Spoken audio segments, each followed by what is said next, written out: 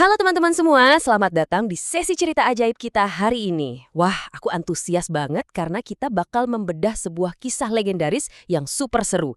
Ini tuh kisah tentang sosok yang terkenal banget, lucu, cerdik, tapi juga sangat jujur. Yah, siapa lagi kalau bukan Abu Nawas. Pastikan kalian duduk manis dan dengerin baik-baik ya, karena petualangan kita kali ini bakal penuh sama keajaiban dan pelajaran keren. Sebelum kita mulai ceritanya, coba deh kalian bayangkan sebentar.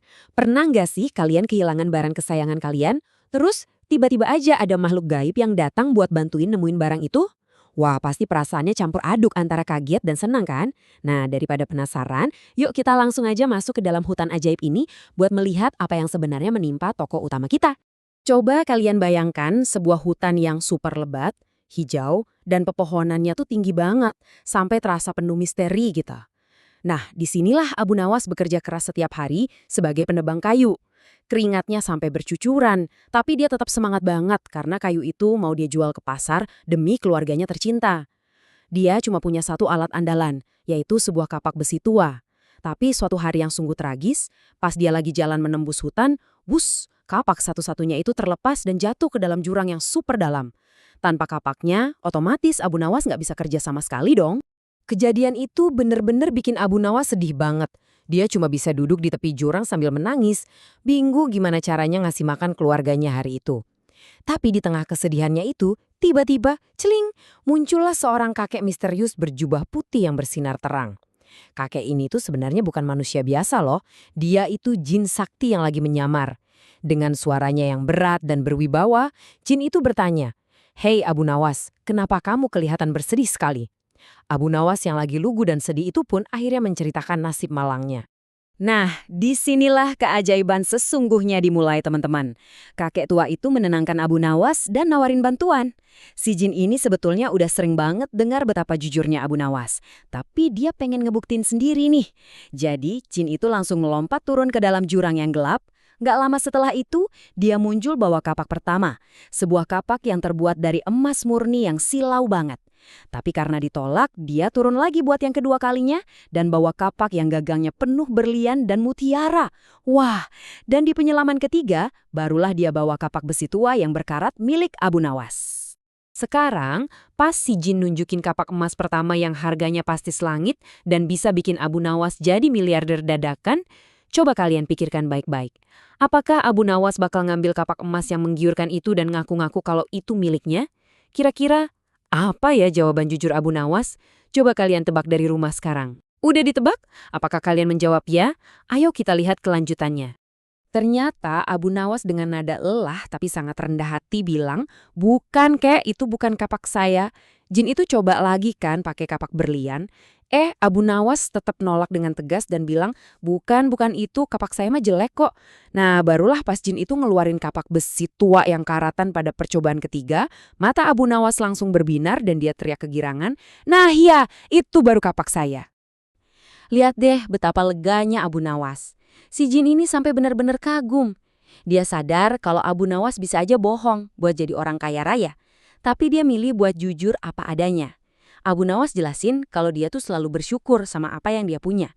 Dan nganggap kapak jeleknya itu sebagai rezeki halal yang luar biasa. Gara-gara kejujuran dan rasa syukurnya yang tulus itu, Jin ngasih hadiah yang spesial banget. Gak cuma ngembaliin kapak besinya, Jin itu juga ngasih kapak emas dan kapak berliannya sekaligus buat Abu Nawas. Wah, rezeki yang halal dan sikap jujur tuh emang selalu bawa berkah gede banget ya. Eits, tapi tunggu dulu dong. Petualangan kita belum selesai nih. Si Jin rupanya masih kepo.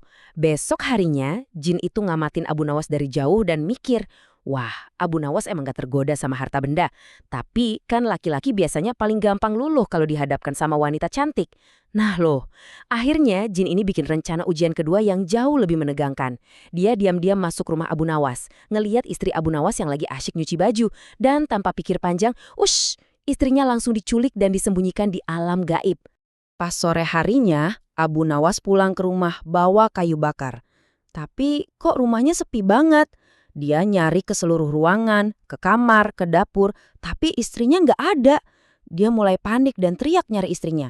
Dia nanya ke tetangga-tetangga, tapi nggak ada satupun yang tahu. Abu Nawas akhirnya cuma bisa duduk menangis di depan rumah, benar-benar takut istrinya celaka. Pas lagi panik-paniknya, kakek tua berjubah putih itu muncul lagi. Kakek tua itu dengan tenang bilang kalau dia bisa bantu nyari istri Abu Nawas. Dia minta Abu Nawas ngikutin dia ke tempat sepi dan nunggu di sana. Tapi pas kakek itu balik, coba kalian bayangkan siapa yang dibawa. Kakek itu bukannya bawa istri Abu Nawas yang asli. Dia justru bawa seorang wanita misterius yang cantik jelita banget, udah kayak putri dari kerajaan, beda jauh banget sama kehidupan Abu Nawas yang cuma penebang kayu sederhana. Jin yang lagi menyamar tuh senyum penuh tipu muslihat dan nanya, "Abu Nawas, apakah wanita cantik ini istrimu?" Nah teman-teman, disinilah puncak ketegangannya. Di depannya persis ada wanita cantik bak putri raja. Apakah kali ini Abu Nawas bakal berbohong demi dapat pendamping yang super cantik? Ayo coba teriakan tebakan kalian di depan layar. Gimana? Apakah pahlawan kita bakal bohong kali ini? Ayo kita buktikan sama-sama. Dan kejadian selanjutnya sungguh di luar dugaan. Abu Nawas ngeliatin wanita cantik itu dari ujung rambut sampai ujung kaki, terus dengan suara yang lantang dan tanpa ragu dia jawab, "Iya, itu istriku." Hah? Tunggu bentar, apakah pendengaran kita salah? Apakah Abu Nawas yang terkenal jujur itu akhirnya berbohong? Apa dia benar-benar kalah sama godaan jin kali ini? Begitu dengar jawaban itu, kakek tua itu langsung ngamuk sejadi-jadinya. Penyamarannya sampai kerasa mau luntur saking emosinya. Dia teriak kenceng banget, "Kamu bohong Abu Nawas, aku tahu persis kalau ini bukan istrimu. Kali ini kamu nggak jujur cuma gara-gara wanita cantik. Dasar kamu buaya darat." Jin itu benar-benar murka karena merasa orang baik yang dia kagumi ternyata bisa bohong juga. Tapi alasan Abu Nawas selanjutnya ini benar-benar bikin ngakak. Abu Nawas malah senyum cerdik, terus sambil agak meringis megangin punggungnya dia jawab, "Tenang dulu kek, jangan emosi gitu dong. Sebenarnya aku tahu kok dia memang bukan istriku, tapi aku ingat kejadian kapak kemarin. Kalau aku jawab bukan, kakek pasti bakal turun lagi dan balik bawa wanita kedua yang lebih cantik. Terus kalau aku tolak lagi, barulah kakek bawain istriku yang asli. Habis itu ujung-ujungnya kakek pasti bakal ngehadiahin kedua wanita cantik itu buat aku.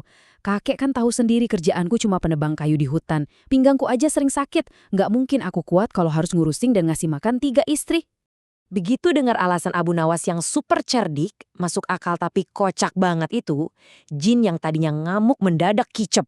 Dia baru ngeh betapa tajamnya logika Abu Nawas yang bisa ngebaca pola trik sihirnya.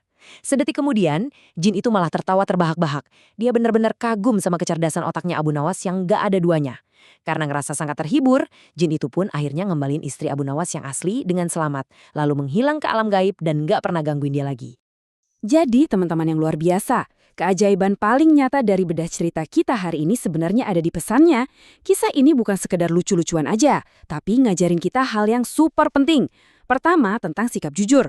Walaupun ada godaan emas atau hal menarik di depan mata, kejujuran itu pasti ngebawa kebaikan. Kedua, bersyukur. Menerima dan mensyukuri rezeki halal yang kita punya, sekecil apapun itu, adalah kunci kebahagiaan sejati. Terbuktikan, kejujuran dan rasa syukur itulah yang ngebawa Abu Nawas pada keberuntungan tak terduga.